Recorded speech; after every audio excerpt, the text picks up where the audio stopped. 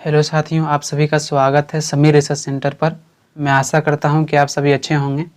आज के इस वीडियो में जो है हम लोग देखने वाले हैं प्रश्न संख्या 4। प्रश्न संख्या 4 है कि परिवार की परिभाषा दें तथा इसके प्रमुख प्रकारों की चर्चा करें।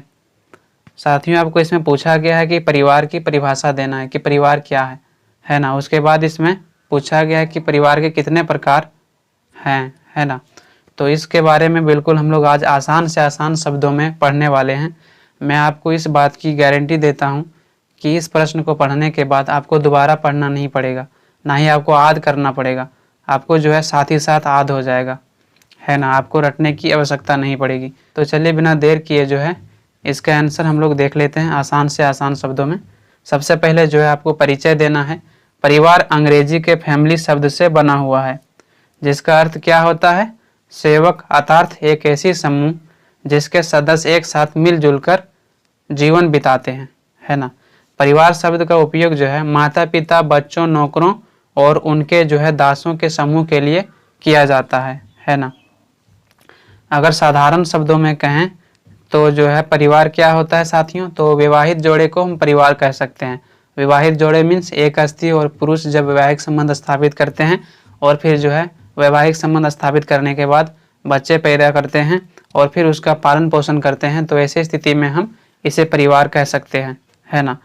साथ ही इस परिवार के अंतर्गत माता पिता अपने बच्चों और बच्चियों के लिए जो है सभी प्रकार के सेवा करते हैं, है ना। तो परिवार के बारे में कहा जाता है कि परिवार के अंतर्गत जो है माता पिता अपने सभी बच्चों और बच्चियों को सभी प्रकार की सुविधा उपलब्ध कराते हैं। उसके बाद साथियों आपको जो है परिवार की परिभाषा पूछा गया है कि परिवार की परिभाषा दें, है ना। तो यहाँ पर जो है हम कुछ प्रमुख विद्वानों को देख लेते हैं जिन्होंने परिभाषा दिया है परिवार का। तो पहला है मजुमदार के अनुसार, परिवार ऐसे व्यक्तियों का समूह है जो एक छत के नीचे रहते हैं। उनका जो है रक्त संबंध एक ही होता है और उसका जो है निवास स्थान जो होता है साथियों वो एक ही होता है। उनका जो है स्वार्थ जो होता है, जो उसका हित होता है, एक दूसरे के लिए ही होता है। दूसरा जो है वो है बिजेंस के अनुसार, इन्होंने एक शब्द में जो है परिभाषा देते हुए यह बताया है कि एक बच्चे सहित स्त्री और उनकी देखभाल के लिए हम पुरुष को ले सकते हैं।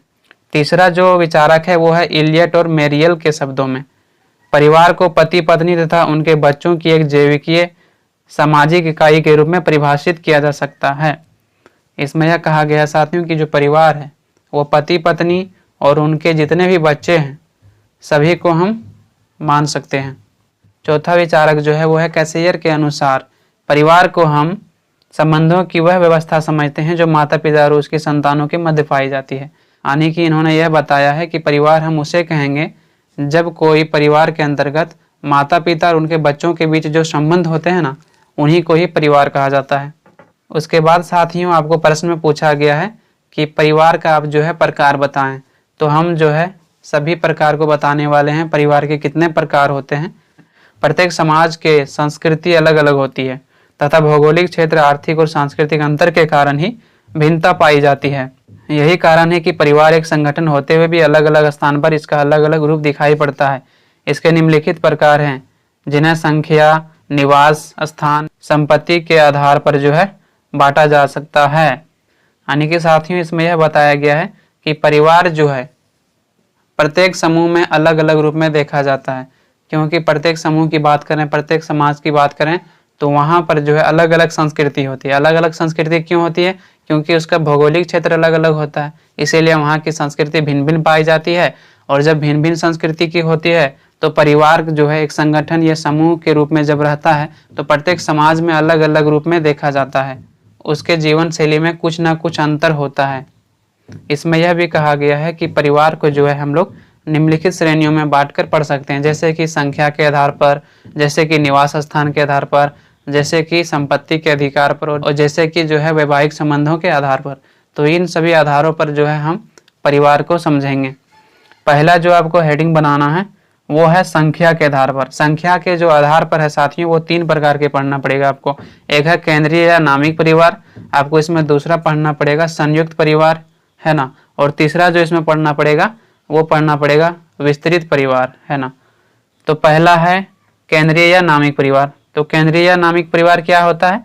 कि जिस परिवार में पति पत्नी और उनके सभी अविवाहित बच्चे, ध्यान रखना अविवाहित, जिनका विवाह नहीं हुआ हो, सभी लोग मिलजुल कर रहते हैं, वह केंद्रीय या नामिक परिवार कहलाता है। इस प्रकार के परिवार के अंतर्गत जो है साथियों माता पिता आ जाएंगे और उनके जो है सभी बच्चे आ जाएंगे, है ना। और ये माता पिता उन बच्चों को जो है सभी प्रकार का सुविधा उपलब्ध कराएंगे, है ना। यह परिवार जो है बेसिकली एक छोटा परिवार होता है जिसमें माता पिता हो और केवल उनके बच्चे हो, तो यह कैसा परिवार होगा, एक छोटा परिवार होगा जिसको हम लोग केंद्रीय या नामिक परिवार कहेंगे। दूसरा प्रकार का जो परिवार है साथियों वो है संयुक्त परिवार। संयुक्त परिवार का अर्थ क्या होता है, तो संयुक्त परिवार का जो अर्थ होता है वो होता है बड़ा परिवार। अर्थात जब दो या दो से अधिक लोग मिलजुल कर रहते हैं तो ऐसे परिवार को जो है हम लोग क्या कहेंगे, संयुक्त परिवार कहेंगे। इस परिवार में जो है पति पत्नी और उनके सभी विवाहित और अविवाहित पुत्र पुत्रियों तथा पोते पोतियां मिलजुल कर रहती है। ध्यान यहाँ पर देना है कि जो संयुक्त परिवार है उसमें पति पत्नी और उनके जितने भी विवाहित हो और अविवाहित, जिसका विवाह हो गया है और नहीं विवाह हुआ है, दोनों प्रकार के पुत्र और इसमें जो उनके पोते होंगे, इसमें जो उनके जो है पोतियां होंगी, उसको हम लोग संयुक्त परिवार कह सकते हैं। बेसिकली उदाहरण के लिए अगर बताएं आपको कि मान लो राम एक छोटा लड़का है, उनका माता पिता जो है, फिर उनका दादा दादी है, उनके जो है बुआ है, उनका चाचा चाची है, तो जब ये सभी सदस्य मिलजुल कर एक परिवार के रूप में रहते हैं तो इसी प्रकार के परिवार को जो है क्या कहा जाता है, संयुक्त परिवार कहा जाता है। इस परिवार के अंतर्गत जो है सभी सदस्य एक दूसरे का हमेशा सहयोग करते हैं और इस प्रकार के परिवार को जो है संयुक्त परिवार कहा जाता है। तीसरा जो इसका प्रकार है साथियों संख्या के आधार पर वो है विस्तृत परिवार। विस्तृत परिवार क्या है, तो जिसमें एक साथ जो है एक ही स्थान पर कई पीढ़ियां के लोग मिलजुल कर रहते हैं। इसके अंतर्गत जो है साथियों 3 या 3 से अधिक पीढ़ियां के सदस्य एक साथ मिलजुल कर रहते हैं, है ना, जिनका रसोई, पूजा पाठ और संपत्ति सामूहिक होती है। सामूहिक मतलब इन तीनों पीढ़ियों का होता है, उसे हम लोग क्या कहेंगे, विस्तृत परिवार कहेंगे। तो जो है पहला जो था संख्या के आधार पर वो समाप्त हो जाता है। अब जो दूसरा प्रकार का परिवार है वो है निवास स्थान के आधार पर। निवास स्थान के आधार पर 2 प्रकार के परिवार होते हैं। पहला जो होगा वो होगा पितृस्थानिक परिवार और जो दूसरा होगा वो होगा मातृस्थानिक परिवार। तो पितृस्थानिक परिवार क्या है, तो जिस परिवार में विवाह के बाद स्त्री को अपने पति के यहाँ जाकर रहना पड़ता है उसे हम लोग क्या कहेंगे, पितृस्थानिक परिवार कहेंगे। इसके अंतर्गत जो है एक स्त्री को अपने पति के घर जाकर रहना पड़ता है, कब, विवाह के बाद। अगर हम मातृस्थानिक परिवार की बात करें तो जिस परिवार में विवाह होने के बाद जो है पुरुष को अपने होने वाले पत्नी के घर जाकर रहना पड़ता है तो जो है उस प्रकार के परिवार को हम लोग मातृस्थानिक परिवार कहेंगे। उसके बाद तीसरा जो हेडिंग आपको डालना है वो है सत्ता या संपत्ति के अधिकार पर, है ना, कि संपत्ति के आधार पर जो है कितने प्रकार के परिवार होते हैं। तो इसमें भी 2 प्रकार के होते हैं, एक होता है पितृसत्तात्मक परिवार और दूसरा होता है मातृसत्तात्मक परिवार। तो पितृसत्तात्मक परिवार क्या होता है, तो जिस परिवार में संपत्ति पर जो है अधिकार या नियंत्रण किसका होगा, पुरुषों का होगा, तो उसे जो है हम लोग पितृसत्तात्मक परिवार कहेंगे, है ना। इस परिवार में जो है संपत्ति का अधिकार महिलाओं का नहीं होता है ना। यह एक ऐसी व्यवस्था है जो समाज में पुरुषों को अधिक अधिकार देता है। पितृसत्तात्मक परिवार में जो है बेसिकली पुरुषों को जो है अधिक मान्यता मिलता है, वहाँ पर अधिक अधिकार इनको दिया जाता है। इस परिवार में जो है महिलाओं को किसी भी समाज के निर्णय लेने में उतनी अधिक मान्यता नहीं दिया जाता है। इसमें यह भी कहा गया है कि हालांकि हम यह नहीं कह सकते हैं कि महिलाओं को संपत्ति का अधिकार या निर्णय लेने का अधिकार नहीं है तो उन्हें स्वतंत्रता नहीं है, बल्कि उन्हें समाज में सभी प्रकार की स्वतंत्रता दिया जाता है ना। इसमें यह कहा गया है कि जो पितृसत्तात्मक परिवार है उसमें भले महिलाओं को संपत्ति का अधिकार नहीं है, फिर भी जो है उनको सभी प्रकार की स्वतंत्रता दिया जाता है समाज में, है ना, उनको किसी भी प्रकार की दबाव नहीं की जाती है।